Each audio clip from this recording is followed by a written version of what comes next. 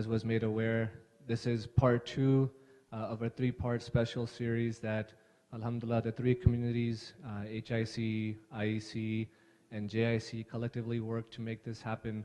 So we'd like to thank all the management teams from those respective centers for putting this event together. We'd like to thank Syed for coming from Toronto. I'm sure he's very much missing the blizzards and snow for this 75-degree weather. Special night on this inauguration night, you get everything here. There's talk of building a wall on the north side as well, so we'll see how it goes after tonight.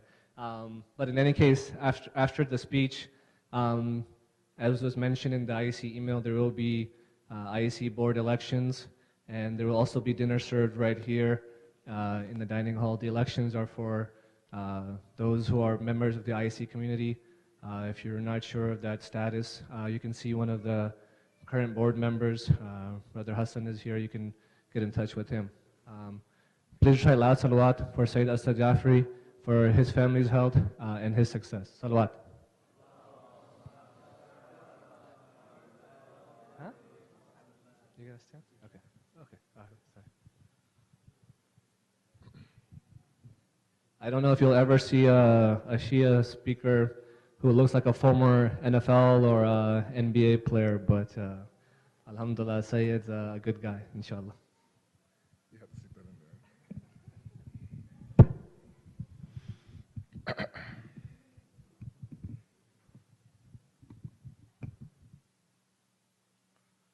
رحم الله من قرأ الفاتحة. بسم الله الرحمن الرحيم. الحمد لله مالك يوم الدين. إياك نعبد وإياك نستعين. الصراط الذين أنعمت عليهم غير المغضوب عليهم ولا الضالين. اللهم صل على محمد.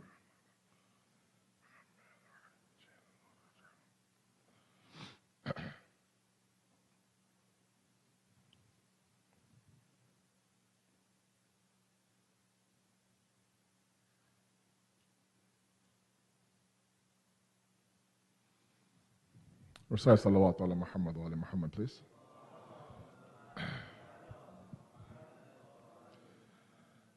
أعوذ بالله من الشيطان الرجيم. بسم الله الرحمن الرحيم. الحمد لله الذي لا يبلغ مدحته القائلون ولا يحصي نعماءه العادون ولا يؤدي حقه المجتحدون، الذي لا يدركه بعد الحمم ولا يناله غوص الفطن، ثم الصلاة والسلام على أشرف الأنبياء والمرسلين، حبيب قلوبنا وطبيب نفوسنا والشفيع ذنوبنا، سيدنا ومولانا أبي القاسم محمد.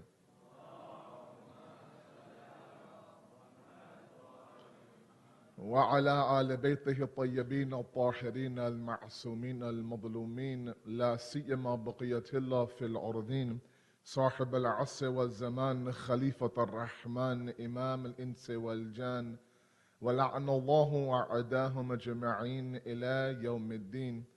أما بعد، فقد قال الله وقوله الحق. بسم الله الرحمن الرحيم. يوم لا ينفع مال ولا بنون إلا من أتى الله بقلب سليم. صلوا على محمد وآل محمد.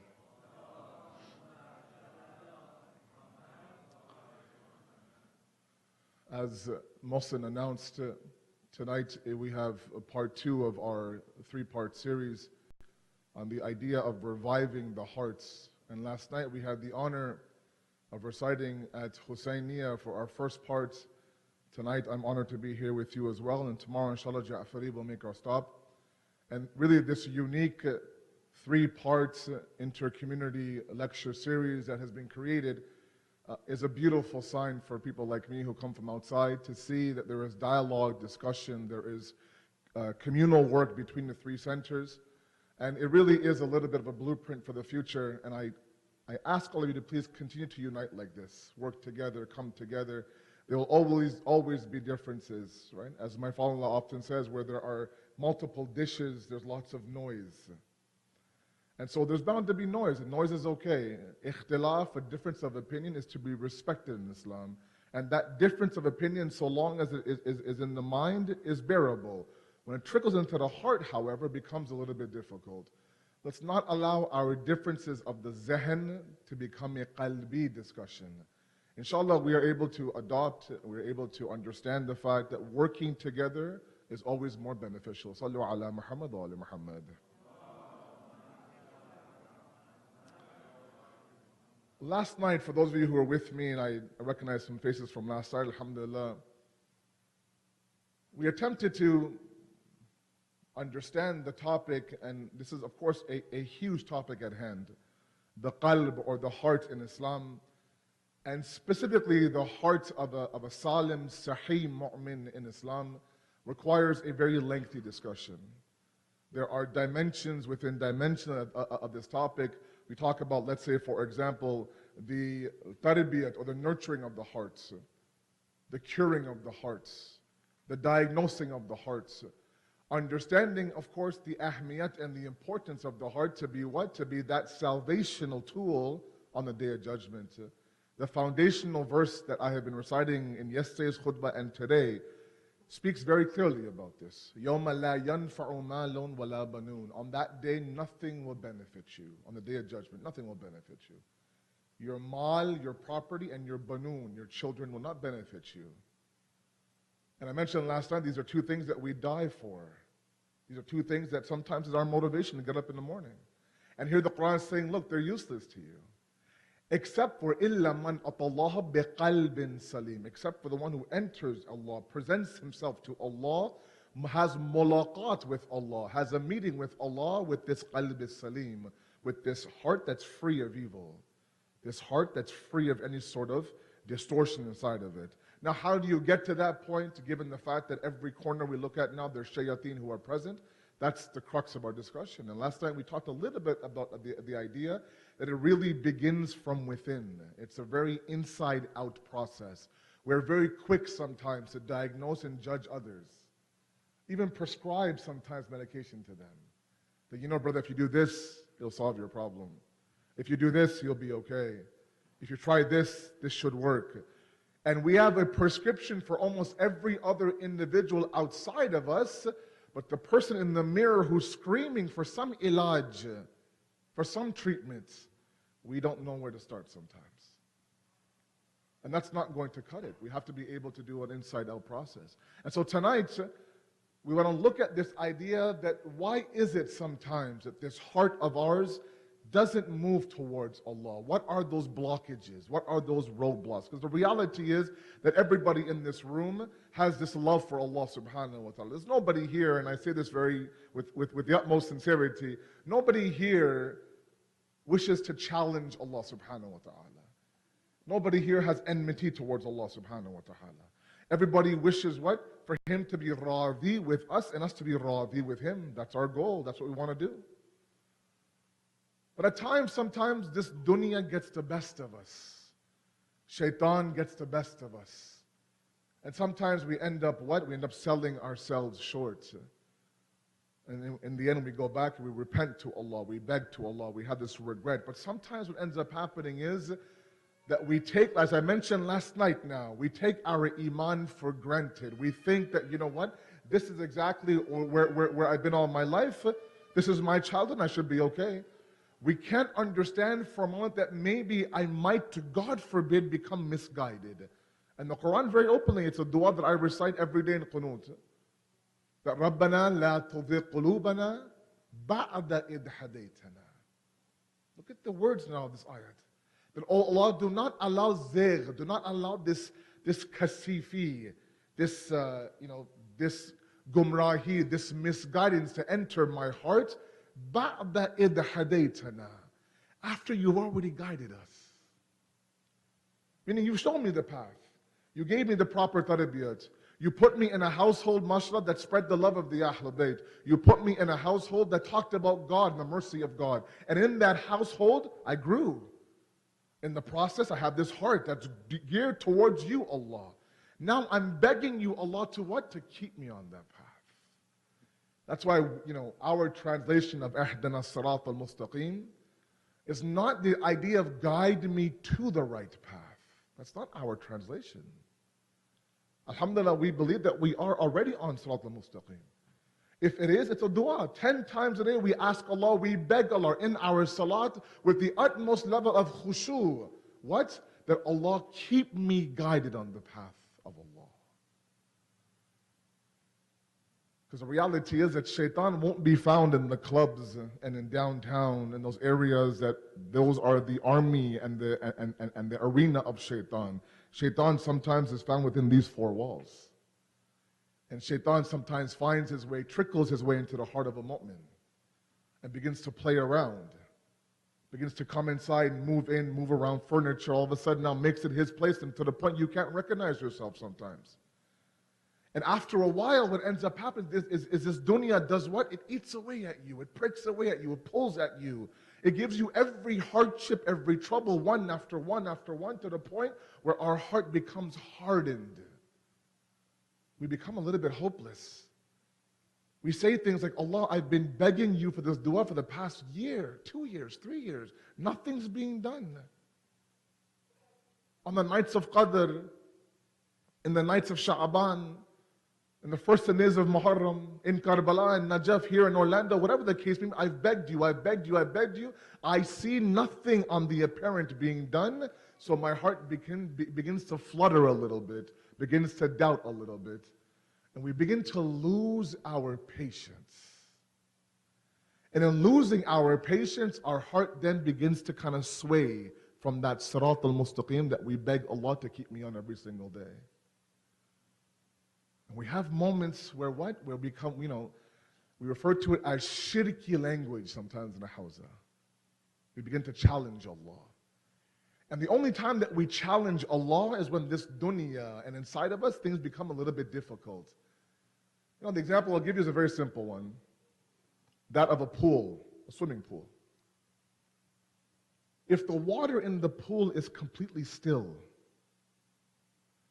it becomes very difficult for you to understand how dirty the pool is. Because once the water settles, the dirt settles to the bottom of the pool. The moment that you jump in and the waves begin to crash each other, the water begins to move, slowly but surely you begin to realize that this pool that I thought was clean is very much dirty right now. So long as our life is still and things are going smooth, everything is going well, we ourselves don't know what exists inside of our hearts. The moment this dunya throws a little bit of a wave at us, the moment hardships come, we begin to crash from left to right, then we end up saying things that we would never say 6 months ago. And what resided in the heart of our hearts begins to come to the top. And that's when we say things like, how could you take my husband away from me when all I've done is serve your community? How could you take my Javan, my young son, away when all I did was do khidmat and serve your deen? This is a challenge of Allah, of course. So we become a little bit patient. And tonight, in the very first discussion, I want to share with you a very beautiful tradition by Imam Jafri as-Sadiq, alayhi salatu wassalam.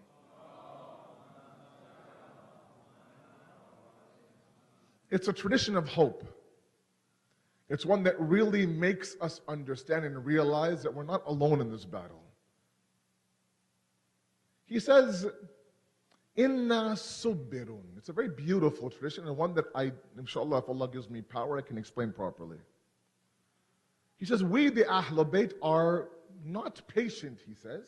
He says, we are very patient. Subbirun is different from sabr, right? There's sabr, there's sabir, there's subbar, right? It's called sigh mubaligha in the world of Arabic grammar. One is patience, one is very patient, right? Sajda, sajid, sajjad, right? Sajid is one who does sajda, sajjad is one who does what? A lot of sajda, right? We call him Imam Sajjad because he was continuously in the art of prostration. Inna subbirun, he says, Imam Sadiq, we are very patient. وَشِيعَتُنَا أَصْبُرُ مِنَّا عَجِيبٌ. And our Shias are more patient than us. Now, if he said this to us, we would say, are you sure about that? And the hadith says that there was a companion right beside him and says, how is this possible, Ya Rasulullah? How could you say that we, or the Shi'as, are more patient than you? And then he explains in a very beautiful statement. He says, نَصْبُرُ عَلَى مَا نَعْلَمُ وَالشِّيَعَتُنَا يَصْبُرُونَ عَلَى مَا لَا يَعْلَمُونَ. Oh, it's beautiful. He says, we are patient because we have the knowledge of what will follow our patience. But our Shi'as, they're patient even though sometimes they have no idea what will happen after their patience. Let me give you a simple example. My parents in the audience who have young daughters or young sons, and when they reach a certain age, you start to worry about their marriage and their future, especially if you have daughters. It's a legit concern. You want to make sure that you find a good guy, a little bit of the both dunya and deen, religious, educated, good family. Now, there are some people who are very concerned about this. And some mothers, for example, have daughters at home who the daughters' friends now, one by one, are getting married, one by one are getting engaged, their cousins, their sisters, everybody. But she, for some reason, things aren't really happening. So naturally, the mother becomes a little bit concerned. Du'as, a'mal, all these things, trips to ziyarat, asking people. And then there comes a moment where somebody calls this mother and says, look, I have a very nice boy for you, let's say in England. He's educated, good family, I know them very well. They introduce these two together, they begin talking, and for some reason it doesn't work out. Sometimes it doesn't work out. And for a moment now, the mother of this daughter has a little bit of hope. That, okay, they're talking, maybe this is the guy, maybe this is my son-in-law. But for some reason, things don't work out. It happens sometimes. Now, you go back to the mother, you go back to the daughter, you give them some advice. What do you say? You tell her what? Be patient. Be patient. The right guy will come across, will come along. Don't worry. Your son-in-law, your husband, inshallah, will be a great guy. This was maybe not the guy for you. And you're told as the mother and the daughter to be patient. You have no idea tomorrow what will happen, or the next day what will happen, or next month what will happen, but you're told to be patient. And in the beauty of patience, you're patient. In the beauty of patience, you're patient. That patience is what Imam Sadiq is talking about. It doesn't mean, it's not a literal comparison. We're not saying that, God forbid, that what we are going through is more difficult than what Rasulullah went through. Of course not. Nor are we saying that what we are going through, Imam Ali didn't go through. No. What here Imam Sadiq is saying, now this is your leader, your Imam, your Wali, your Hadi. He's saying, look, I get it. I understand. I know that sometimes getting through 24 hours right now for you is very difficult. There are some of you in this world, in this room right now, who are struggling, who are quietly suffering inside of you. You come into this room, you come into this building with a beautiful smile on your face, mashallah, but inside what's going on, only Allah knows. And yet, what do you do with a brave face, a patient face? You leave your house, you get dressed, you meet people, they have no idea what's happening inside of you. You smile, you greet, hello, how are you, ahwal, everything. Meanwhile, inside you're dying. The dunya's walls are closing in. You go on your masala, you cry to Allah. The next morning you wake up with this patience and you move forward with your day. That patience Imam Sadiq is talking about. It's such a beautiful tradition when your Imam is telling you, look, we get it. We understand that for a Shia in this world is very difficult. For a man of God in this world is very difficult. When it seems like, and there's a whole discussion in philosophy called the death of God inside of society. You know, the example I'll give you is a very simple one. I'll use a personal example of mine, if you don't mind. This is day 2, right? We know each other now very well, alhamdulillah. My father, marhum, was a great man. And one that I found myself trying to always earn his respect. And I specifically remember, and we come from a very traditional South Asian background. My parents are from Pakistan, and and those of you who have immigrant parents, you know that they weren't really raised as affectionate children, so there won't be affectionate parents, which is fine. The hugging, the kissing, the high-fiving, we won't really get from Baba and Mama, right? So the few times that they would show affection to us, maybe a hug, a pat in the back, maybe a high five, a handshake, we remember with delights. My father was a loving man, right? He wasn't a hugger, he wasn't a kisser, but he was a man who would show you that he had a lot of respect for you. I remember the one time after my high school graduation, and I went to high school in Toronto, and the graduation was there, and the diploma was there. I came home and I go, look, Dad, I got my high school diploma. He shook my hand, he patted me on the shoulder, he goes, I'm very proud of you, son. I remember one day going to the center, it was only me and him, and I told him, I go, Dad, do you realize how difficult it is to go through 4 years of high school in this part of the world? Do you know the pressures that we have? Do you know how many things are presented to us to get off the path? And then that conversation we had, the 20-minute conversation we had, is still engraved in my mind. He says, of course I get it. I know that the fact that you've gone through 4 years of high school without being a drug addict, without being a criminal, without being a father, without being an alcoholic, without being, and I'm not doing tarif of myself, I'm saying this is what he was saying. Without any of this for 4 years is actually very, very commendable. Meaning he was telling me in his own words that I get it. For the past 4 years, you worked hard, and I get it. And that's my father. This is Imam Sadiq telling you that while we are patient, our Shias are more patient than us. It makes things a little bit more bearable in this world. When the people you're trying to emulate, when the people you're trying to love, when the people you're trying to imitate tell you that, look, I know that every hour in this world right now is hard for you. We get it. We are beside you. We are with you. And you will get through this. And these are the types of hadiths that we need to get through it. Sometimes our heart are victims to this dunya. Because this dunya won't leave you alone. Oftentimes my youth ask us, when will shaitan stop whispering to me? I say, never. He won't. Ask my elders in the audience. His job, his promise to Allah is what? Waswasa on the path of yours. I'll come at those who believe in you from every which side. The problem is that sometimes we are waiting.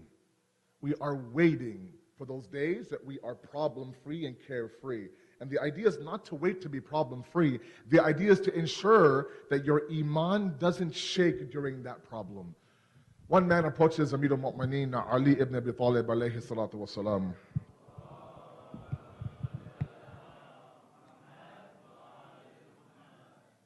Another beautiful tradition. Comes to Imam Ali, begins to complain. Says, Amir al-Mu'mineen, I'm living a very stressful life right now. My job, my health, my family, everything. Begins to complain to our first Imam. And our first Imam listens. When he is done, he says, Inshallah, I'll pray for you. Now, can you imagine for a moment that our Imam right now is present? We're sitting across from him for 15 minutes. We're able to empty our heart onto our Imam. And he's listening to us. At the end of all of that, he says to us that I will pray for you. Should be enough for us. Saying, that's it, that's gold, I'll take it. The man leaves, and 1 week later, he comes back to Amir al-Mu'mineen and says that things have gotten worse. Those problems from a week ago are still there. Now 1, 2, 3 more have been added these past 7 days. And begins to complain and complain and complain to the point where the hadith says Amir al-Mu'mineen becomes a little bit bothered and says, look, you're expecting from this dunya what it cannot give you. Instead of begging for a problem-free, stress-free life, beg that while you go through those problems, your iman is stable. That's the trick. That's the solution. It's not to wait for moments of relief. I don't mean to be depressing here, but those moments of relief will happen, inshallah, in the hereafter for all of you. In this dunya, specifically for a mu'min and a believer, it's a prison. Not that we're supposed to live in our life boohoo in the corner. No, of course not. But the idea is to make sure that this dunya doesn't come and rock the base of our iman. That we work so hard to fortify and strengthen. The idea is not to beg for a carefree world. The idea is to make sure my iman is strong enough to get through that problem. Otherwise, what ends up happening, if we let it, this dunya will come, attack our heart, and begin to flip that heart on its head. How many times have we had individuals who are on the path? Their heart was in the right spots, surrounded by the right people, and they end up making a wrong turn. There's a man, during the time of Imam Hussein, the Hakim Mashriqi, it's a very famous story. When news spread out that Imam Hussein was leaving Medina and Mecca to go towards Kufa, he would approach certain people that he would meet, asking them, are you going to come with me towards Kufa? Now, there are some people, of course, who would avoid Imam Hussein. Right? If you ask me, I say, no, it looks bad on me. They would cross the street if he was coming his way. They would avoid eye contact. Dahak was approached by Imam Hussein, and Imam Hussein said, look, Dahak, you heard I'm going to Kufa, right? He goes, yes, I heard. He goes, are you going to come with me? He's like, well, look at the way Dahak now talks to Imam Hussein. He goes, I'll make you a deal, Imam Hussein. I'll come with you to Kufa, but the moment that I feel that my life will be in danger, I want the freedom to come back to Medina and Mecca. So there's no problem. Right? A conditional companion, as we call it, right? A conditional, as long as things are glorious, labbaik ya imam. This man travels, very carefully now, please, with me. This man travels on the 28th of Rajab from Medina all the way to Karbala, 2nd of Muharram. A long journey. Okay, walking with the Imam, talking with the Imam, sleeping with the Imam, praying behind the Imam, eating with the Imam, right? Listening to the Imam. Those of you who have traveled in Hajj and Ziyad with people that you know, your community, you get to know people in travel, good or bad. You get to understand how people truly are. This man had the honor of traveling with Imam Hussein in this long, drawn-out journey. They arrive in Karbala, the 2nd of Muharram, the 4th of Muharram, the 6th of Muharram. On the 8th of Muharram, Dahak approaches Imam Hussein. By then, now thousands are coming from Kufa, right, on Yazid's army, and there is a handful of those in Imam Hussein's army. He says, Imam Hussein, I want to remind you of the deal that you and I had. And that deal is what? That the moment that I think that my life will be in danger,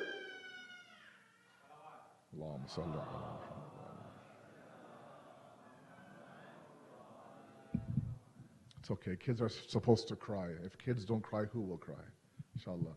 If one of you stood up started crying, I'd be concerned. But inshallah, a 2-year-old, it's okay, let her cry. Sallu ala Muhammad wa ala Muhammad.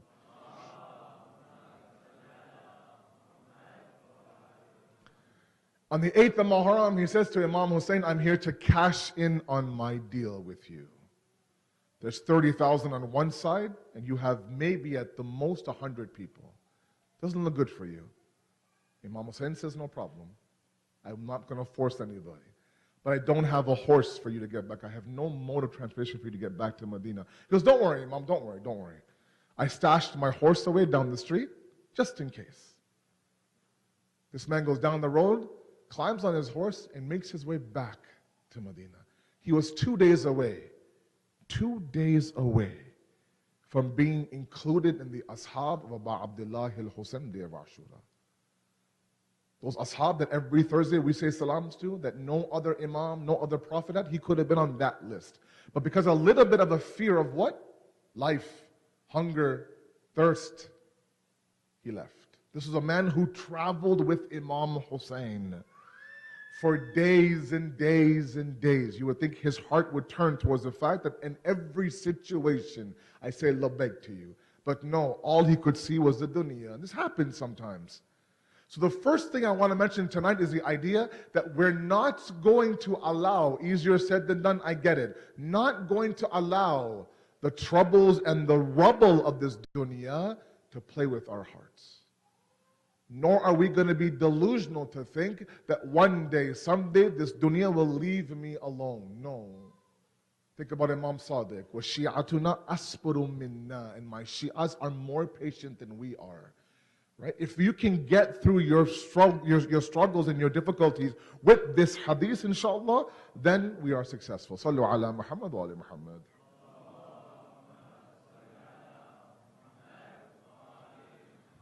Point number 2. Our Holy Prophet sallallahu alayhi wa sallam, Allahumma salli ala.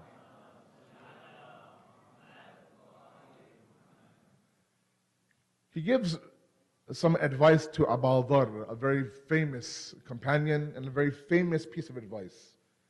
He says that whatever you do in your life, attach a niyat, an attention to it. Don't do things aimlessly. Even sleeping, even walking, even changing your clothes, everything.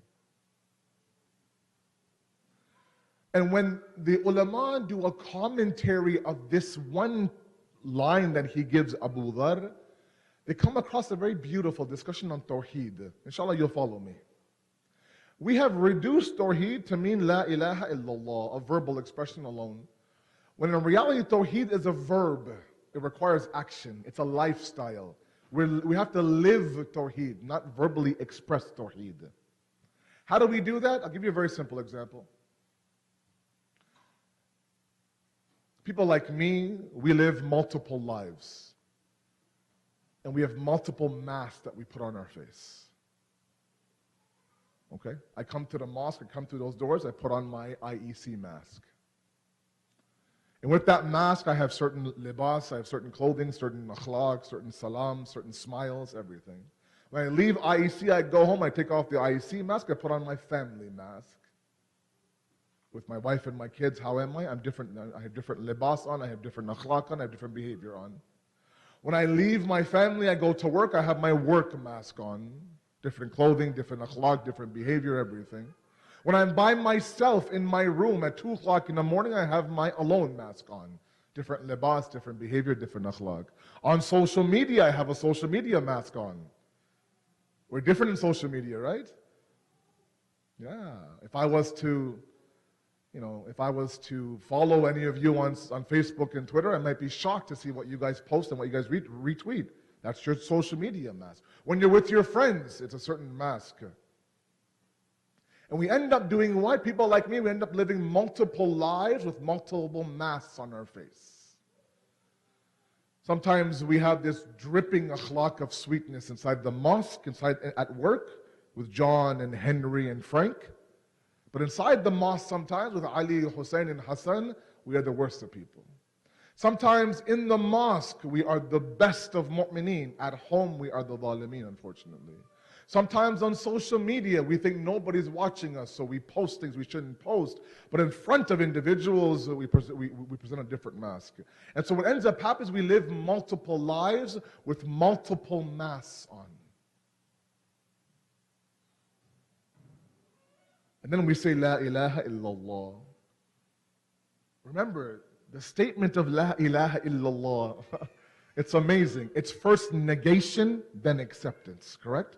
It's first La ilah, La ilah, La ilah. Once we remove every ilah, every God with a small g inside of my heart, one by one. Every mask is gone one by one. What's left is illallah, one mask of Allah. Meaning what? That no matter where I am, what I'm doing, online, offline, in the mosque, at work, at home, with my wife, alone in my bedroom, I have one mask on. That mask is Allah subhanahu wa ta'ala. It's a lifelong process to do. It shouldn't be that if I one day pop up at your school and see how you are, I'd be shocked. It's not to the point where one day if I stalk you on social media, and I just might stalk some of you on social media, I'd be shocked to see what your Facebook status is. It shouldn't be that your wife should complain to people like me that Maulana, he puts on a great show in the mosque, but he comes home and he's made my life a living hell. It should be that no matter where you are, with who you are, you know that Allah is hadir and nadir. He's present and He's watching. And this harmonization of all of our path into one is the essence of Tawheed. That's the essence of Tawheed. To not place Allah, physically place Allah in four walls. To know that the same Allah that you pray to on this farish in front of the community is the same Allah you pray to behind closed doors in your room by yourself.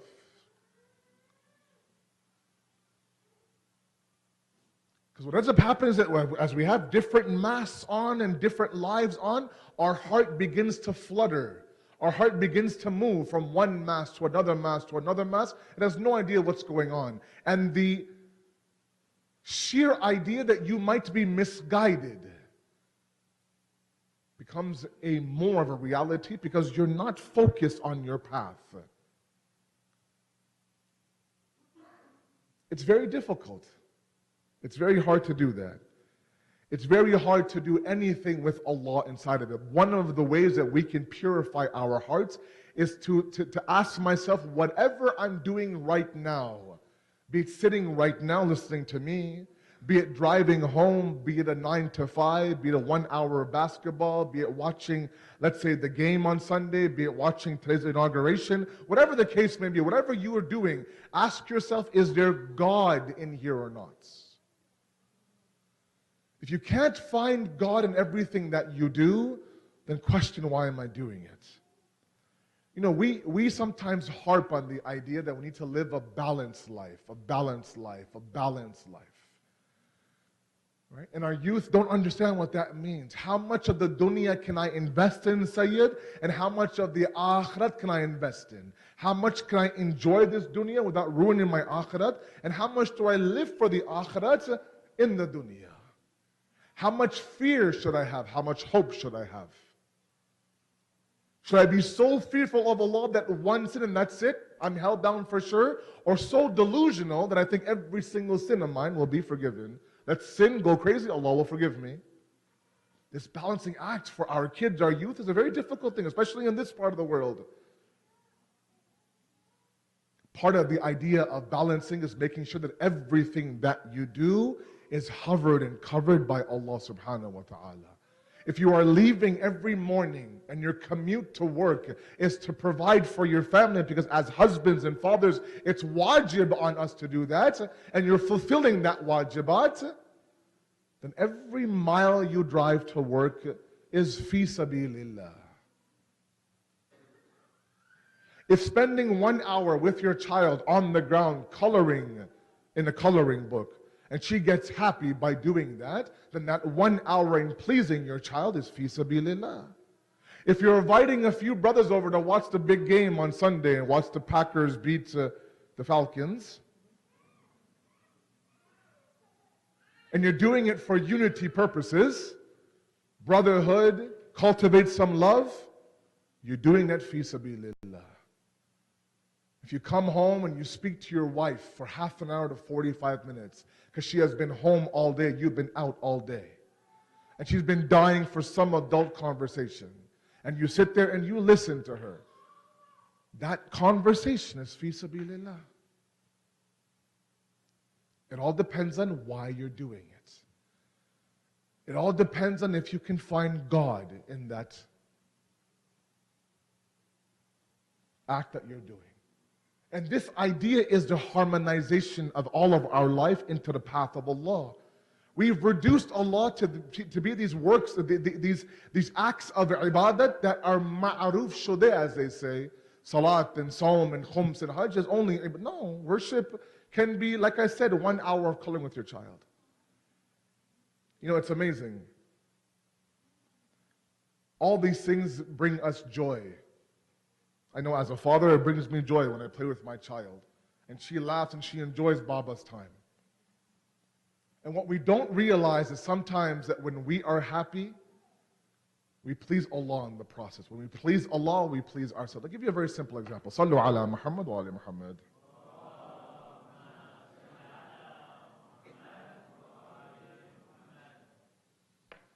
Sometimes, you know, this dunya and this world, it causes us to begin to hate ourselves, question ourselves, talk down to ourselves. And we often wonder, what is the cure? How can I build myself back inside of me? There's a whole discussion that we've had several times between self-worth and self-worship. Right? Between what's called in Farsi, this idea of, khud parasti and khud pasandi. Right? Islam promotes the idea of having self-worth. Islam does not promote the idea of self-worshipping. But the line is so thin sometimes that we can't go either way, so we leave both of them. We don't worship ourselves, we find ourselves worthless at the exact same time. What's the solution? Sometimes, we find that inside of our children. I don't know how many of you here have small kids. I know some of you do. I have small children. I have a 3-year-old. And sometimes my 3-year-old will do something and she'll look at me for a reaction. She'll make a funny face. She'll say, Baba, look, Baba, look, Baba, look. And she'll say, Baba, look 40 times a day. And she'll say, okay, is Baba interested? Are his eyes lighting up? If she makes a face and Baba reacts, and I laugh with her, she'll make that face for 51 times in a row. And so long as Baba is laughing, she'll laugh with me. And she's cackling. She's on the floor. She's going crazy. Why? Because Baba's happy. I did something to make Baba happy. And in the process of making my father happy, I became happy myself. In the process of making my father happy, I became happy myself. I found my personal happiness in the happiness of him. We take that to Allah. Sometimes the biggest cure for us in this self-worth game, harmonizing our life, is finding happiness in Allah. In turn, we don't even realize it sometimes. We're finding happiness within ourselves. We do things to please Allah. Sometimes the most difficult acts. In the month of Ramadan right now in Toronto, it's in the summertime, we are fasting for 18 hours right now. Kal mujahid fi sabilillah, as they say. And as difficult as it is for our 14, 15-year-olds, they often tell me the moment that date and that kajur goes down my throat, and the moment that first sip of water goes down my throat, I feel like I've accomplished something. And they oftentimes ask us, what is this feeling I have? That feeling is the fact that you know that whenever you had a moment to eat something and drink something, you fought that nafs of yours for Allah. In the end, you pleased Allah. When you please Allah, this sense of accomplishment comes inside of you. We're searching for others. We're searching for others to come rescue me, come help me, come once again build my worth. Allah says, look, you want to build yourself? Build me. You want to please yourself? Please me. You please me, I will reflect that back onto yourself. Imam Hussein, sacrifice upon sacrifice, to the point where Allah says, look, that's enough. Come back now. Come back to the state where you are happy with me and I am happy with you. And this mutual worth that we have between us and Allah has to be found. That's why Imam Ali says that you are not a simple entity. What exists inside of you is an entire universe. It's an alim akbar. The sickness is inside of you. The cure is also inside of you. We recognize that we are sick. We look here and there for the cure. Meanwhile, we're saying inside the cure is there. What's that cure? Go and please Allah. In the happiness of Allah, you'll find your own happiness as well. Sallu ala Muhammad wa ali Muhammad.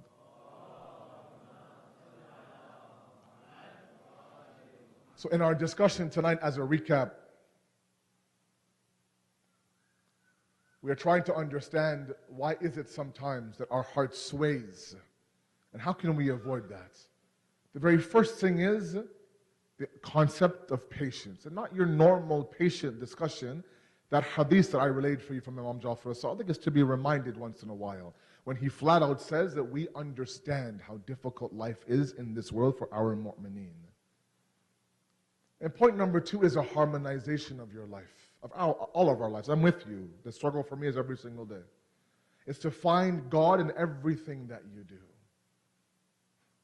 To make sure that we don't have 8 to 10 different masks. I ask you right now, think about it. How many masks do I have?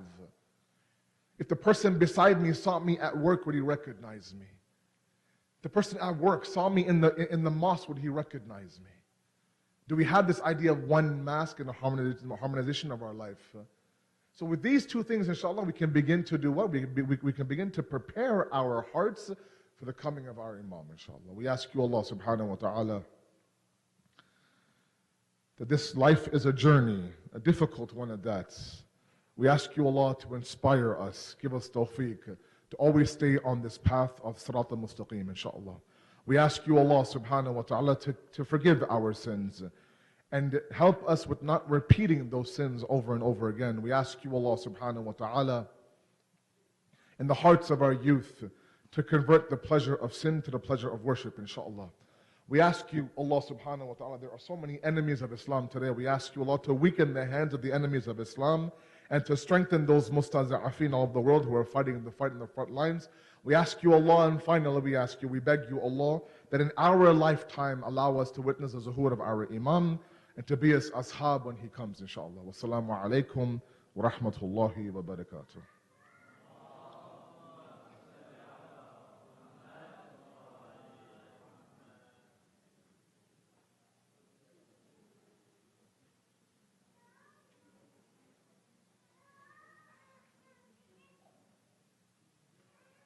I've been asked to open the floor for any questions. If you have any questions for this topic. If you don't have questions for me, I can ask all of you, inshallah, some questions about tonight's speech, so you should be worried. Yeah, the floor is open. Any questions at all? If not, then inshallah, tamasudua.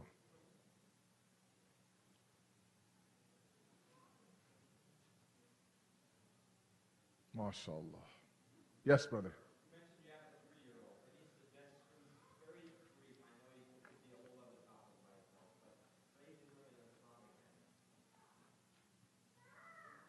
It's a great question. The question is that I had mentioned I have a 3-year-old, and any suggestions on raising them in Islamic manner? I was hoping that you could give me some suggestions, actually.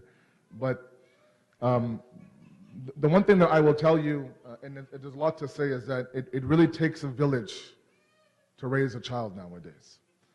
And the more help that we can get from our community, from our family, the better it is. So I would always ask you to get your child attached to the center, your local center, some center in your city.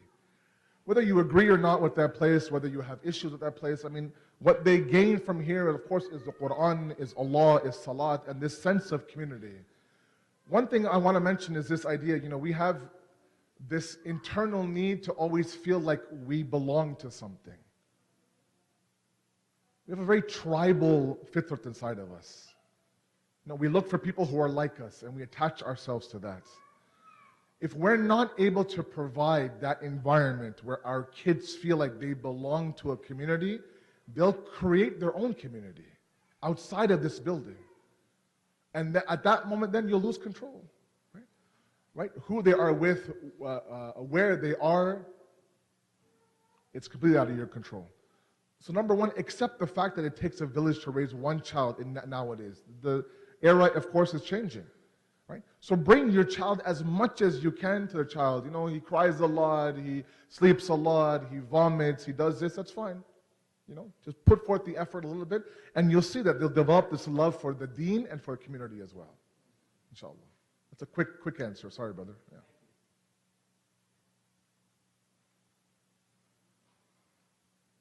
Yes, my sisters, yes.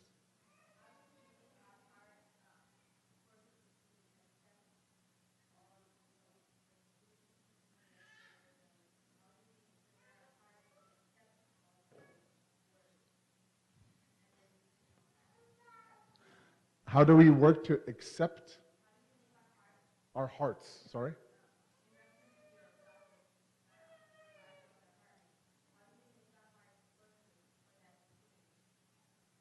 Yeah, it's a great question. How do we make our hearts, ready for that change, sister? So the question is, how do we make our hearts ready for that change? I think we are ready for that change. I think that the reality is that that nobody here, at least nobody should ever feel comfortable with the level of iman that they have.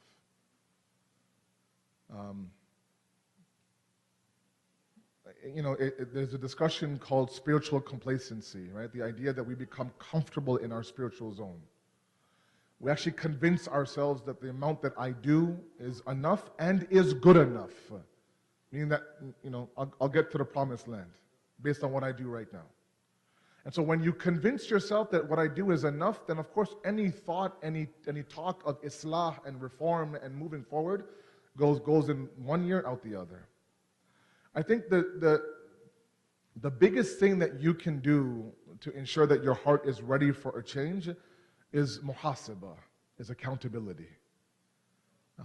We sometimes account for everything. We account for every dollar spent. We account for every liter of gas. We account for every mile that we drive.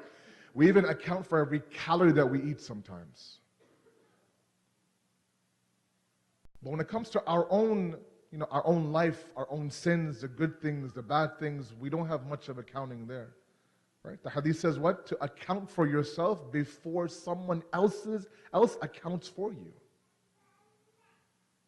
Right? So and I don't mean to sit down with a spreadsheet, Excel. No, I'm saying in your mind at night before you sit down, stop and ask, where did I go wrong?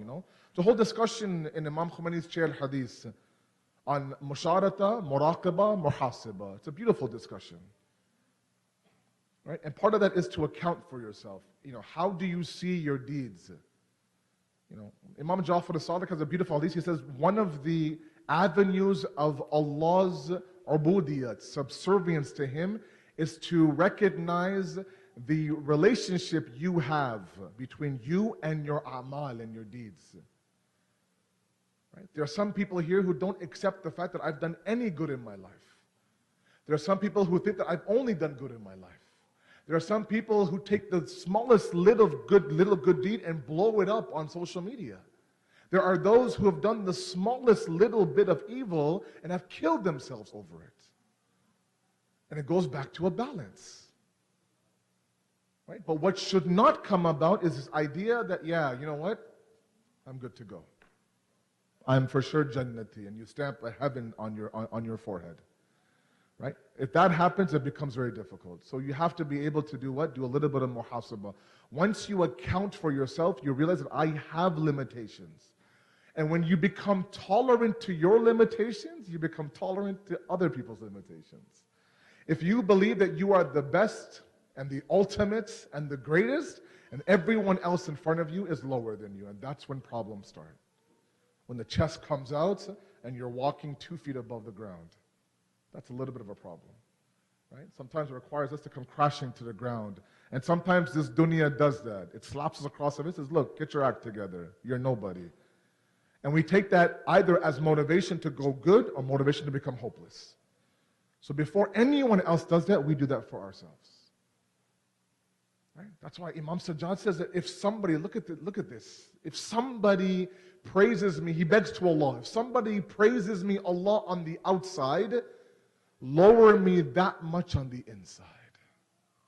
That's beautiful. To maintain that balance. Inshallah.